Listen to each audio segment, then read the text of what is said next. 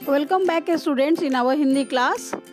हम लोग जानेंगे कि भाषा, लिपि और व्याकरण किसे कहते हैं। तो भाषा क्या है, भाषा किसे कहते हैं? भाषा मनुष्य की सार्थक व्यक्त वाणी को कहते हैं। इसका अर्थ वाणी को व्यक्त करना है।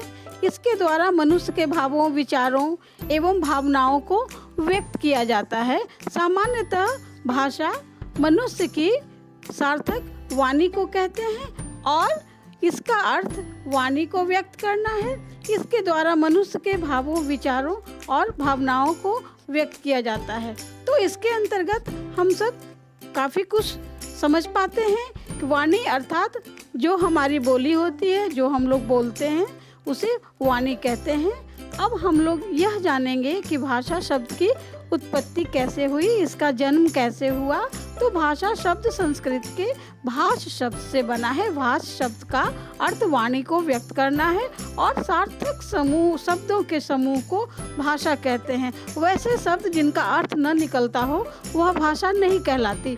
अर्थात जिन शब्दों के अर्थ निकलते हैं उन्हें सार्थक शब्द कहा जाता है और उन्हीं सार्थक शब्दों के समूह को भाषा कहते हैं।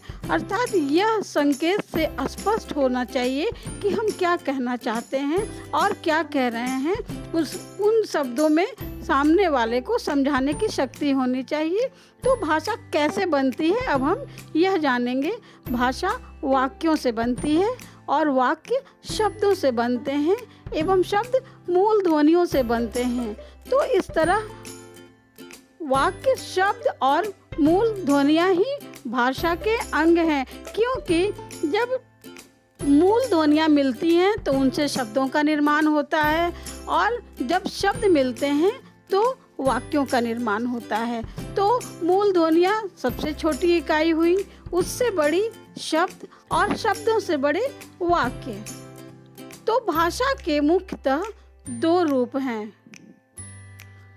मौखिक, पहली मौखिक जो हम लोग बोलकर प्रकट करते हैं, और जब हम बोलकर अपने विचार प्रकट करते हैं तो उसे मौखिक भाषा कहते हैं।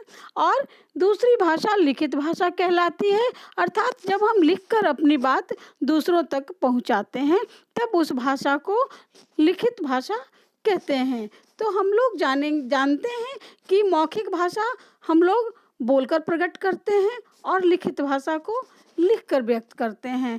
तो इस प्रकार दो प्रकार की भाषाएं हुई, मौखिक एवं लिखित। पहला बोलकर और दूसरा लिखकर। तो भाषा के क्षेत्रीय रूप को क्या कहते हैं? बोली कहते हैं। अर्थात लोग जिस भाषा का प्रयोग अपने समूहों या घरों में कहते हैं या उसका उपयोग करते हैं उसे बोली या इंग्लिश में डायलेक्ट कहते हैं। अर्थात जैसे हम लोग अगर मगध में रहते हैं तो मगही बात करते हैं, अगर हम लोग भोजपुर में रहते हैं तो भोजपुरी बात करते हैं, अगर हम लोग अवध में रह रहे हैं तो अवधी में बात करते हैं।